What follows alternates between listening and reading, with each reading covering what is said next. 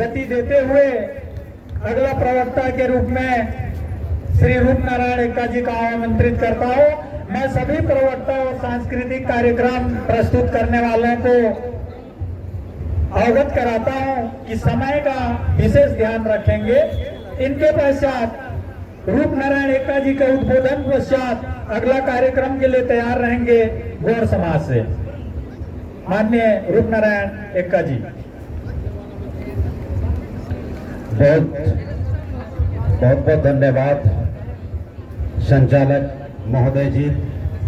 साथियों, आज 10 अगस्त है और हम लोग 9 अगस्त की जो आदिवासी दिवस है, विश्व मूल निवासी दिवस है, हम लोग अपने राजपाट को सेलिब्रेट करने के लिए यहाँ पे इकट्ठा हुए हैं और ये हमारे लिए बहुत ही ज्यादा प्राउडफुल मोमेंट है, बहुत ही जबरदस्त, क्योंकि हमारे जो पुरखे लोग हैं उनकी लड़ाई करने के बदौलत हमें जो विरासत मिला हुआ है, हम उस विरासत को आज याद करने के लिए हमने क्या पाया, हमने क्या खोया, इसकी समीक्षा करने के लिए यहाँ पे इकट्ठा हुए हैं। और आज आप समस्त क्रांतिकारी साथियों को देखकर हमारे जो अरमान है, हमारे लिए जो आप लोगों के प्रति जो प्रेम है, स्नेह है, बहुत ज्यादा उमड़ के आ रहा है। मैं दिल के गहराइयों से हमारे लैलूंगा क्षेत्रवासियों को जो यहाँ पे हजारों की संख्या में इकट्ठा हुए हैं, दिल की गहराइयों से मैं स्वागत करता हूँ, हार्दिक रूप से इस्तकबाल करता हूँ साथियों।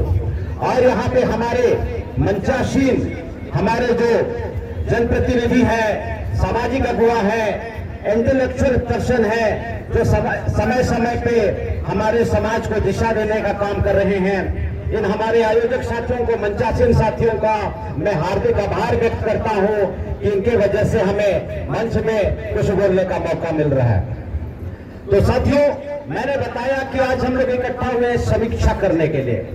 तो आज हमारे महापुरुषों की बदौलत हमको अधिकार मिले, उनकी लड़ाई करने के, उनके संघर्ष करने के बदौलत हमको अधिकार मिले साथियों। और वो जो अधिकार है इस संविधान में आपको अनुच्छेद 13, अनुच्छेद 19, अनुच्छेद 244, अनुच्छेद 265, 375 ऐसे बहुत सारे हमारे को यहाँ पे अनुच्छेद मिले, अधिकार मिले। लेकिन साथियों, अगर आज हम लोग समीक्षा करेंगे तो आप सुन के हैरान हो जाओगे कि हमें तो कुछ भी नहीं मिला। हम लोग गाँव देहात में कहते हैं का फेटा ही ठेंगा फेटा ही, हम लोग को ठेंगा मिल गया।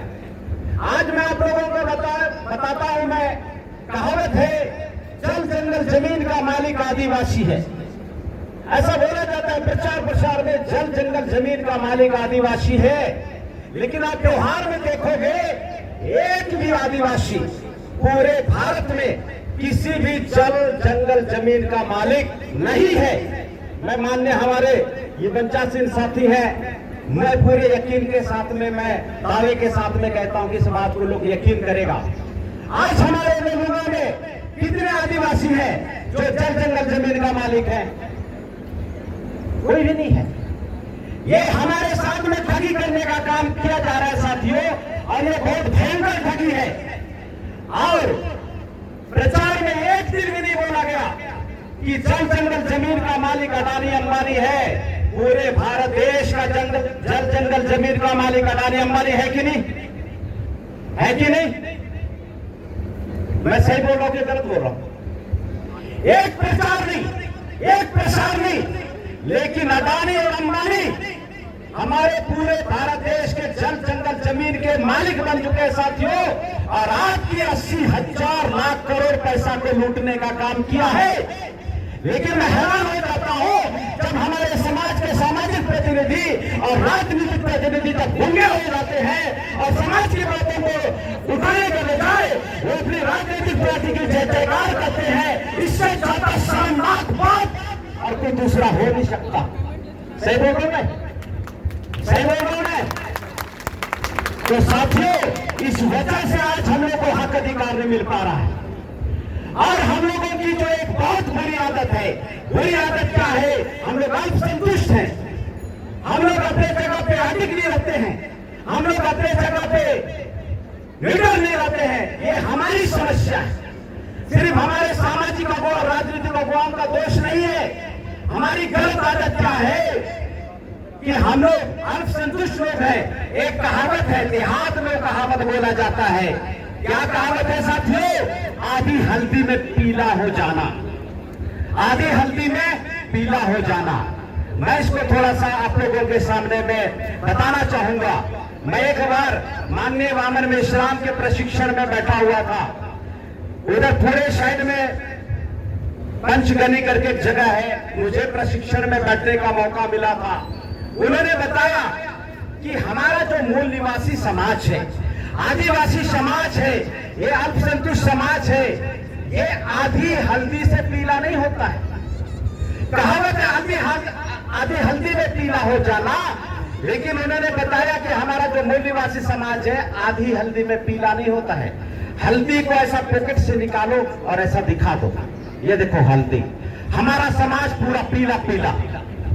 हमारे समाज को पिछले 75 सालों में, क्योंकि इस कॉन्स्टिट्यूशन में, संविधान में पिछले 75 सालों से साथियों हमारे अधिकार नहीं मिल रहे हैं।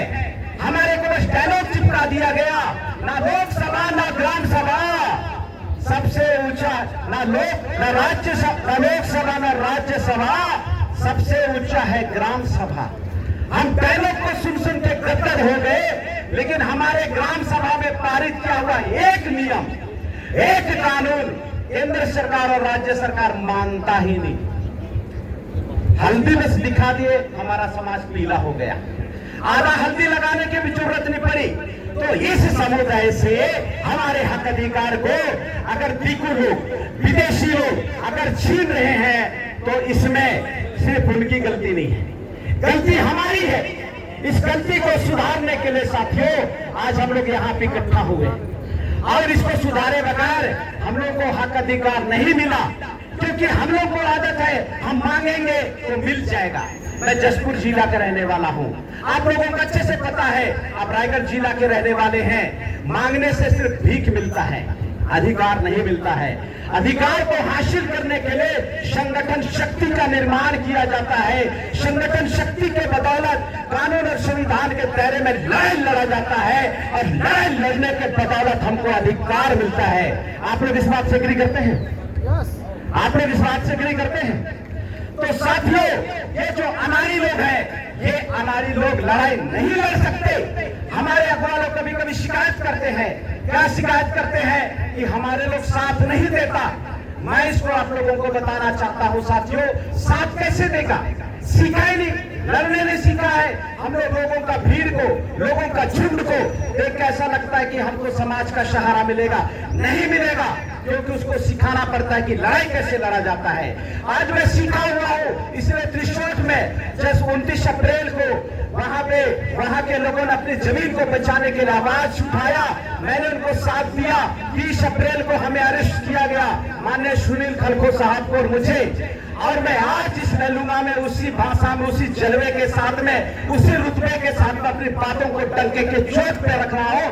क्योंकि मैं डरता नहीं, मैं सीखा हुआ हूं, मैं कैडर हूं।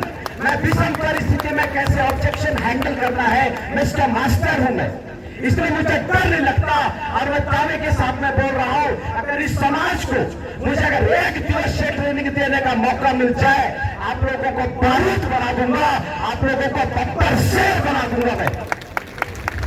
क्योंकि साथियों, सीखने से काम होता है। बिना सीखा हुआ आदमी तो साइकिल चला नहीं सकता, राजपाट हथियाने की लड़ाई का खाक लड़ेगा। मैं आप माता लोगों को आप लोगों के सामने बताना चाहता हूं, अगर आपको तैरना नहीं आता है और आपका बच्चा नदी में डूब रहा है, अगर आप इमोशन में आके, आप भावनाओं में बह के अपने बच्चे को बचाने के लिए नदी में कूद जाएंगे, आप भी मर जाएंगे, आपका बच्चा भी मर जाएगा। लेकिन अगर आपको डर लगता है कि मैं सीखी नहीं हूं, 200% गारंटी है आपका बच्चा मर ही जाएगा। एक तरफ कुआं, दूसरे तरफ खाई। तो साथियों, प्रशिक्षित होना बहुत जरूरी है। प्रशिक्षण से इंसान जानवर बन जाता है और जानवर इंसान बन जाता है। किसी आम इंसान को आप बोलेंगे कि ये लो AK-47 गोली चलाओ, नहीं चला सकता। लेकिन उसी आदमी को अगर आप प्रशिक्षण देंगे, उसको AK-47 पकड़वा दीजिए, नरसंहार कर देगा। उसी तरह के साथियों, जो आदमखोर शेर होता है, अगर जंगल में आप मिल जाए उसे तो शिकार करके फाड़ देगा, लेकिन उसी को जब ट्रेनर प्रशिक्षण देता है तो आपके साथ में, आपके बगल में बैठ के वो आराम से जीवन गुजर बसर कर सकता है। प्रशिक्षण इतना खतरनाक होता है साथियों। तो हमें मूल निवासी शासक बनने के लिए, 5वीं अनुसूची को ऑनर बनने के लिए हम लोग को प्रशिक्षण लेना पड़ेगा। और आज हमारे समाज में एक से एक दिग्गज लोग हैं। हमारे समाज में कॉन्स्टिट्यूशन को जानने वाले, प्रशिक्षण को जानने वाले बहुत सारे साथी हैं साथियों। उनकी मौजूदगी और उनके प्रशिक्षण से हम लोग इस चीज को हासिल कर सकते हैं। कभी भी गलतफहमी मत डालिए कि हम मांगेंगे और मिल जाएगा, क्योंकि मांगने से भीख मिलता है। अच्छी तरह से गांठ बांध लीजिए और कानूनी लड़ाई और आधिकारिक लड़ाई लड़ने से ही अधिकार मिलता है। आज हम लोग यहाँ पे अधिकार के लिए आए हुए हैं। आज हम लोग अधिकार की समीक्षा करने के लिए आए हुए हैं। समय की नजाकत है। हमारे जो आयोजक साथियों का कहना है कि सभी साथियों को सुनना है। मुझे कहने की बहुत सारी इच्छा हो रही है, लेकिन मैं कहना चाहता हूं कि आने वाले समय में हमारे जितने भी जो साथी हैं यहाँ पे मौजूद हैं, इस वर्ल्ड इंडिजिनस पीपल्स डे के समारोह के दिन में अपने आप से एक कमिटमेंट लेके जाना है। वो कमिटमेंट क्या है साथियों कि ये जो हमारा समाज, इसको शासक बनाने की जिम्मेदारी हर किसी को उठाना पड़ेगा। ऐसा हम लोगों को निर्णय लेके जाना पड़ेगा, क्योंकि टाइम बोर्ड कार्यक्रम में काम करना बहुत जरूरी है। आज 10 अगस्त 2025 है। हो सके अगले साल 9 अगस्त 2026 को हम लोग वर्ल्ड इंडिजिनस पीपल्स डे मनाएंगे, तो क्या पता उस दिन 9 अगस्त को रक्षाबंधन का त्योहार ना रहे। तो साथियों, एक साल का टाइम बोर्ड कार्यक्रम में हमारे लिए जो 5वीं अनुसूची मिला हुआ है, हमारे आदिवासियों के लिए जो विशेष अधिकार मिला हुआ है, ये विशेष अधिकार हम हासिल करने में कितना कामयाब होंगे, हमने इसको अचीव करने में, हमने इसको हासिल करने में कितना पेपर वर्क किया, हमारे समाज में हमने कितना पहल किया, हमने कितना 5वीं अनुसूची हासिल करने की कमेटी गठन किया, प्रशिक्षण किया, नवीनों को शामिल किया, हमारी बहनों को शामिल किया। ये सारे एक साल की एक्टिविटी से हमें पता चलेगा कि हम लोग आने वाले 2026 में इसी तरह आम इंसान बन के रहेंगे या ऑनर ऑफ इंडिया बन के रहेंगे। तो साथियों, हम लोग को निर्णय लेके जाना पड़ेगा, हम लोग को यहाँ से कमिटमेंट लेके जाना पड़ेगा और समयबद्धता के साथ में ही काम करने से परिणाम आता है। नहीं तो ये 9 अगस्त आएगा, अगला 9 अगस्त आ जाएगा, ऐसे ऐसे सालों बीत जाएंगे। जैसे 1950 के बाद में 2025 75 साल बीत गए और हमारी 2 पीढ़ी खत्म हो गई। तो हम लोगों को एक्शन लेना पड़ेगा, बदलाव का एक्शन लेना पड़ेगा। और अभी कभी हमारे दर्शक साथियों को लगता है कि इस कम समय में बहुत सारी बातें बता पाना बड़ा मुश्किल है, लेकिन अगर हमें मौका मिलेगा आप लोगों के बीच में कभी और तो इस टाइप का कार्यक्रम जरूर चलाइएगा। हमारे आयोजक साथियों के माध्यम से मुझे एक पॉइंट को कवर करने का बात दिया गया था, मैं 2 मिनट में कवर करता हूं, अपनी बात को समाप्त करता हूं। साथियों, ये जो हमारे छत्तीसगढ़ में जो हमारा जो प्रमोशन के ऊपर में हमारा जो आरक्षण में जो प्रमोशन था, छत्तीसगढ़ की जो सरकार है साथियों, हमारे जो कर्मचारी साथी हैं जो रिजर्वेशन कोटे में अपनी नौकरी को फाइट करते हैं और जब उसमें वो सिलेक्ट होते हैं साथियों और उन्हें प्रमोशन का अवसर था, लेकिन ये जो छत्तीसगढ़ की सरकार है, ये जो केंद्र की सरकार है, हमारे कर्मचारी भाइयों के साथ में भेदभाव का पूर्ण व्यवहार कर रही है। ये बड़ा शर्मनाक स्थिति है कि मूल निवासी कर्मचारी आज नौकरी से प्रमोशन नहीं पा रहा है। अपने बच्चों को लेने में लेटरल सिस्टम का बंदोबस्त बनाया, अगर वो नौकरी नहीं भी, अगर वो कंपटीशन में पास नहीं होगा तो हम उनके लिए ऐसा व्यवस्था लाएंगे, उनको पीछे के दरवाजे से नौकरी देंगे। लेकिन मूल निवासी समाज के, आदिवासी समाज अगर नौकरी भी कर रहा है तो उसको प्रमोशन नहीं देंगे। कितना भयंकर भेदभाव की बात है। और दूसरी बात है साथियों, आज हमारे छत्तीसगढ़ में हमें 32% का आरक्षण मिलने का था, इसके साथ में भी खिलवाड़ हो रहा है और हम लोगों को संगठित होकर इसके बारे में हमें करारा जवाब देने के बारे में सोचना चाहिए।